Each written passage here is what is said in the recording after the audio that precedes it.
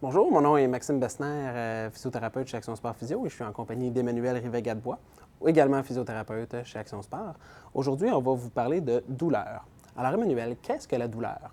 L'Association internationale sur l'étude de la douleur va définir la douleur comme étant une expérience sensorielle ou émotionnelle associée à une lésion tissulaire réelle ou potentielle, ou décrite en ces termes. À quoi ça sert la douleur au juste? En fait, la douleur, c'est vraiment important, c'est essentiel à notre survie. C'est une sensation comme une autre. Si on y pense vraiment, si on n'avait jamais eu de douleur au cours de l'évolution humaine, on n'aurait pas duré très, très longtemps. En gros, la douleur est un sens comme un autre, un peu comme l'odorat ou l'ouïe. Ce qui est important de comprendre par rapport à la douleur, c'est que nos tissus vont percevoir un danger potentiel, mais ensuite l'information va se rendre dans notre système nerveux, au niveau de notre cerveau aussi, pour interpréter c'est quoi la cause de ce problème-là. Un peu comme l'odorat ou l'ouïe, c'est notre nez qui va sentir, mais on va avoir une interprétation derrière ça. Des fois, on va sentir quelque chose, par exemple, ça nous rappelle un souvenir. C'est un peu le même principe. Donc la douleur n'est pas toujours proportionnelle à la sévérité de ce que le corps va subir. Non, vu que c'est nos tissus vont envoyer une information à notre système nerveux, ensuite, il va y avoir une interprétation qui va se faire. Par exemple, on peut penser à plein d'exemples où est-ce qu'on aurait eu des gens qui auraient eu des grosses lésions, mais qui ont été capables de faire des choses quand même, parce que notre système nerveux a été capable de calmer la douleur pendant qu'on soit obligé de faire quelque chose qui va être essentiel à notre survie. Par exemple, un accident d'auto, quelqu'un qui aurait sorti un être cher malgré qu'il y avait des blessures un peu partout. C'est la façon que notre système nerveux va réussir à moduler la douleur, soit la diminuer ou l'augmenter pour faire en sorte qu'on agisse de façon conséquente à ce qui se passe dans notre environnement. Donc, elle est toujours interprétée selon le contexte, qu'est-ce qui se passe. Notre cerveau a cette capacité-là de moduler la douleur. Donc, on peut avoir de la douleur très, très grande pour une lésion qui est assez petite, par exemple comme une coupure avec une feuille de papier, là, ça fait assez mal, mais c'est pas super important. Comme des fois, on peut avoir des grosses fractures, puis on n'a pas tant de douleur que ça. J'avais déjà fait un stage avec des gens amputés puis qui me parlaient de douleur fantôme. Qu'est-ce que c'est la douleur fantôme? Bien, en fait, Maxime, la douleur fantôme, c'est un très bon exemple où est-ce qu'on peut avoir une douleur réelle, on la sent réellement. Il ne faut pas penser que c'est une douleur au niveau de notre cerveau ou dans une interprétation psychologique ou quelque chose comme ça, mais on peut avoir une douleur réelle malgré que la lésion soit guérie ou, dans un cas d'amputé, qu'il n'y ait plus le membre qui donne la douleur. Dans le fond, ce phénomène-là, on va l'expliquer parce qu'on a, au niveau de notre cerveau, on a une partie du cerveau qu'on appelle le cortex somatosensoriel, qui a comme une carte virtuelle un peu de notre corps. C'est cette partie-là du cerveau qui va aider notre système nerveux à interpréter d'où vient la douleur. Puis quand la personne est amputée, bien, des fois, cette partie-là dans le cerveau est encore là, malgré qu'elle ne soit plus là réellement physiquement. Puis, à un moment donné, les sensations vont venir un peu floues dans cette région-là, puis notre cerveau peut interpréter encore qu'il y a de la douleur dans cette région-là. L'autre chose qui est intéressante aussi par rapport à ce phénomène-là, c'est que si on regarde une imagerie fonctionnelle, maintenant ils font ça dans la recherche beaucoup, ils regardent un peu les régions du cerveau qui vont être illuminées quand on va avoir de la douleur ou quand on va vivre une expérience quelconque. On se rend compte que la douleur physique va être presque identique à une douleur émotionnelle. Fait que, par exemple, un être cher qui se blesse ou quelque chose comme ça, on va voir presque le même phénomène au niveau de notre cerveau. Fait en gros, ce qui est important de comprendre, c'est que toutes ces douleurs-là, c'est des douleurs réelles, on les sent pour vrai. Ce n'est pas une interprétation dans notre tête, mais c'est vraiment la façon que notre système nerveux va interpréter tous les facteurs qui vont faire en sorte que la douleur va être modulée d'une certaine façon puis qu'on la ressente d'une certaine façon. Intéressant. Comment est-ce que la douleur est ressentie dans notre corps? Bien, en fait, si on part vraiment là, dans la douleur aiguë, vraiment le mécanisme de la douleur va être ressentie à partir des récepteurs qu'on a dans nos tissus. Fait que ça peut être dans notre peau, ça peut être dans nos muscles, dans nos viscères, dans nos articulations. Toutes les régions là, dans notre corps, toutes les sortes de tissus vont avoir ce qu'on appelle des nocicepteurs. C'est des récepteurs de danger potentiel. C'est pas eux qui vont dire qu'il y a de la douleur. C'est pas un récepteur de douleur. Eux, dans le fond, ils sont sensibles à des changements. Un changement qui pourrait être potentiellement dangereux. Habituellement, ils vont réagir à 3 types de changements. Soit un changement de température, fait que si c'est très froid, très chaud, ils vont nous donner le réflexe, par exemple, d'enlever notre main. L'autre chose, ça va être un changement mécanique, fait que, par exemple, une grosse étirement ou une grosse pression, là, on peut penser tissu musculaire, un claquage, des choses comme ça. Puis la troisième, ça va être un changement plus chimique, fait que quand il y a de l'inflammation, quand il y a des substances là, dans notre corps qui vont être libérées, ils vont envoyer un signal, puis ils vont dire qu'il y a quelque chose qui se passe. Dans le fond, le signal est probablement envoyé au cerveau. Comment ça se rend au cerveau? Oui, bien dans le fond, ce qui va arriver, c'est que ça se produit un peu, si on veut, en deux étapes. La première étape, ça va se rendre jusqu'à notre moelle épinière. Ce qu'il faut comprendre, c'est qu'il faut qu'il y ait un assez grand nombre de signaux pour que le canal s'ouvre puis que l'information soit envoyée dans le ganglion dorsal de la moelle épinière. Ça va envoyer un signal là-bas, puis ensuite, ça va se rendre, on va voir un peu plus tard comment ça se rend jusqu'au cerveau. Mais ce qui est important, c'est qu'il faut qu'il y ait assez de signal pour que la porte soit ouverte puis qu'il y ait un signal qui soit envoyé. C'est ça qu'on parle des fois quand on dit un seuil de douleur, là, c'est un petit peu comme ça. Oui, c'est un peu ça. Dans le fond, on va avoir un seuil de douleur ou un seuil aussi de potentiel danger ou de lésion tissulaire. Ouais. Est-ce que ça prend toujours la même quantité de signaux pour qu'un signal de douleur soit envoyé? Bien, en temps normal, oui, mais dans le fond, en gros, non, ça va changer beaucoup parce que ce qu'il faut comprendre avec le système nerveux, c'est qu'il est très, on va dire qu'il y a une plasticité, il est très malléable. Donc, si on est dans une situation où est-ce qu'il y a beaucoup d'informations qui sont envoyées, si on se rappelle que la fonction primaire de ce système-là, c'est de nous protéger, ce qu'ils vont faire, c'est que le seuil va se diminuer pour qu'on puisse plus facilement envoyer des signaux au niveau de la moelle épinière. Fait qu'ils vont être plus capables d'envoyer, de percevoir les changements. Fait que, à ce moment-là, le seuil diminuerait.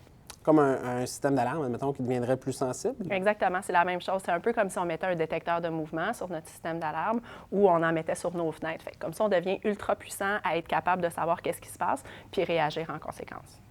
Alors, quand le signal est rendu à la moelle épinière, comment est-ce qu'il se rend au cerveau?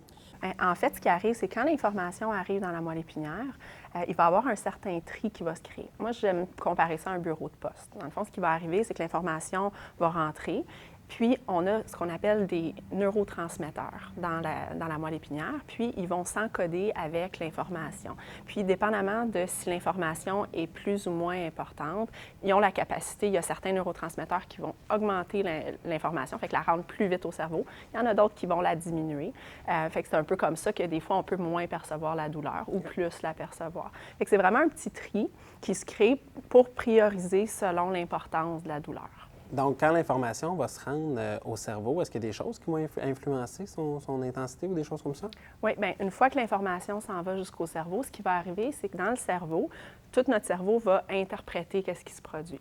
Parce qu'en fait, jusqu'à ce niveau-là, c'est quand même plus un signal informatif, c'est pas encore vraiment un signal de douleur. Donc, une fois que ça va arriver au cerveau, selon la théorie de la neuromatrice, ce qui va arriver, c'est qu'il y a différentes aires corticales qui vont s'illuminer, si on veut, pour interpréter. Donc, ce qui va arriver, c'est qu'on a notre cortex somatosensoriel, comme on parlait tout à l'heure, qui va pouvoir donner une information sur c'est où dans notre corps, où est-ce qu'on a senti qu'il y avait quelque chose qui se produisait. On a aussi le cervelet qui va nous dire un peu d'informations sur le mouvement. Puis on a aussi, par exemple, l'hippocampe qui va nous donner de l'information par rapport à notre mémoire. On a-tu déjà eu quelque chose comme ça dans le passé, puis ça nous rappelle quelque chose? Fait que le corps, il peut s'adapter selon ça. Puis enfin, bien, il va y avoir le thalamus, l'hypothalamus, qui peut nous donner des informations sur c'est-tu une réponse de stress, c'est-tu quelque chose d'urgent, moins urgent. Fait que toutes ces parties-là vont s'illuminer, si on veut, puis ça va créer un peu comme une note. Chacun va donner sa petite note pour faire comme une musique totale ou chaque morceau du casse-tête pour créer un casse-tête sur l'interprétation finale de c'est quoi qui se produit dans notre corps. C'est là que ça va devenir vraiment un signal plus de douleur au niveau de notre cerveau, en fait. Donc, dans le fond, tous ces facteurs-là vont influencer la perception de la douleur. Donc, mieux on connaît et on comprend le phénomène de la douleur, ça peut nous aider à l'interpréter différemment aussi. Oui, définitivement, parce que dans le fond, nos croyances, nos connaissances, nos émotions, le contexte dans lequel on est à ce moment-là va aider à donner notre interprétation, jouer une musique différente ou pas. Puis les capsules, comme on fait aujourd'hui, c'est vraiment important, c'est vraiment essentiel à la voie vers la guérison ou la meilleure gestion de douleur parce que ça change comment l'information est perçue. Ça devient un peu moins inquiétant ou moins dangereux pour notre système si on comprend que bien, il y a plein de facteurs comme ça qui peuvent moduler la douleur. Donc, c'est important d'en parler avec votre professionnel de la santé aussi, quelqu'un qui s'y connaît bien dans le domaine pour comprendre vraiment ces phénomènes-là puis comment ça s'applique à la personne qui est affectée par la douleur. Parce que ça va varier d'une personne à l'autre. Ça ne sera pas pareil pour tout le monde, définitivement pas. Parce que c'est pas parce qu'il y a de la douleur qu'on est en danger, dans le fond. Non, exactement, parce qu'il y a plein de phénomènes qu'on va voir dans la capsule sur la douleur persistante qui vont faire en sorte que la douleur peut être encore là malgré qu'il y a moins de danger pour notre corps. Donc, depuis tantôt, là, tu nous dis toutes les petites notes là, qui s'ajoutent là, pour faire une chanson. Là. Quand notre chanson de la douleur est faite, là, comment est-ce qu'on va réagir par la suite? Oui, mais en fait, notre corps, une fois qu'il va avoir tout interprété ça, il va activer nos différents systèmes. Donc, par exemple, notre système sympathique va s'activer. Notre système sympathique, lui, c'est notre système de fuite ou de chasse. C'est celui qui réagit au stress. C'est important qu'il réagisse parce que, par exemple, si on se blesse puis qu'on est en danger parce qu'on se fait attaquer, bien, il faut qu'on s'en aille vite. Donc, notre système musculaire va s'activer. On va être capable soit de protéger la partie qui est blessée ou bien se sauver, justement, pour s'éloigner du danger s'il y a un feu ou quoi que ce soit. Ensuite, un petit peu plus après, notre système parasympathique va s'activer. Lui, c'est celui plus du calme, de la digestion, du repos. C'est lui aussi qui va aider à la guérison, la régénérescence cellulaire. Lui, il va s'activer pour nous aider à commencer un processus aussi de guérison. Ensuite, on a notre système immunitaire aussi qui va travailler, puis notre système endocrinien. C'est très complexe, toutes les intégrations de chacun des systèmes, mais c'est important de comprendre que tous ces systèmes-là sont là pour réagir à un stress. Puis nous, on peut avoir un effet sur ces systèmes-là, dépendamment de ce qu'on fait pour notre réadaptation. Est-ce que toutes ces réponses-là que le corps va avoir, ça se fait automatiquement? Oui, quand même assez automatiquement. Comme je disais tout à l'heure, il va y avoir une réponse qui va se faire, mais nous, on a quand même un contrôle là-dessus. Okay. Donc, on peut quand même venir moduler un peu ces choses-là. C'est là qu'à ce moment-là, des fois, la pensée, notre façon de voir la situation va venir à calmer ça. Parce que des fois, on peut avoir une grosse douleur, puis là, on se dit non, OK, est-ce qu'il y a vraiment quelque chose qui se passe? OK, non, c'est correct. On peut se calmer un peu. Fait qu'on peut aider à calmer notre respiration, calmer un peu notre état pour que notre corps il réagisse de façon un petit peu plus adéquate. Depuis certaines années, là, avec les résonances magnétiques ou même l'imagerie fonctionnelle, là, est-ce que la technologie, dans le fond, nous a permis d'apprendre beaucoup de choses? Est-ce que ça nous aide à influencer là, la douleur? Oui, bien, les études par rapport à la douleur ont changé beaucoup dans les dernières années. T'sais, même par rapport à quand toi et moi, on est allés à l'université, là, les choses ont changé beaucoup dans les dernières années. Ce qui est important de comprendre, c'est que il y a longtemps, on voyait la douleur un peu comme, il y a quelque chose qui arrive à notre tissu, ça s'envoie à notre cerveau, puis c'est tout. Mais ce qu'on sait, c'est qu'il y a de la douleur. Dans le fond, il y a des signaux ascendants qui montent jusqu'à notre cerveau, puis il y a des signaux qu'on appelle descendants qui vont revenir jusqu'à nos tissus. Puis il y a des facteurs qui vont moduler la douleur, donc la rendre plus ou moins importante, la prioriser. Est-ce qu'il y a des phénomènes particuliers? Si la douleur elle dure longtemps, si la douleur persiste, est-ce qu'il y a des choses qui se produisent par rapport à ça? Oui, bien, les choses changent beaucoup quand la douleur elle dure longtemps. Là, les concepts qu'on a parlé tout à l'heure sont les mêmes, mais il y a beaucoup de changements au niveau de nos tissus, au niveau de notre cerveau, au niveau de notre système nerveux qui vont changer quand la douleur persiste. C'est ça qu'on va voir dans la deuxième capsule sur la douleur persistante. Écoutez-nous.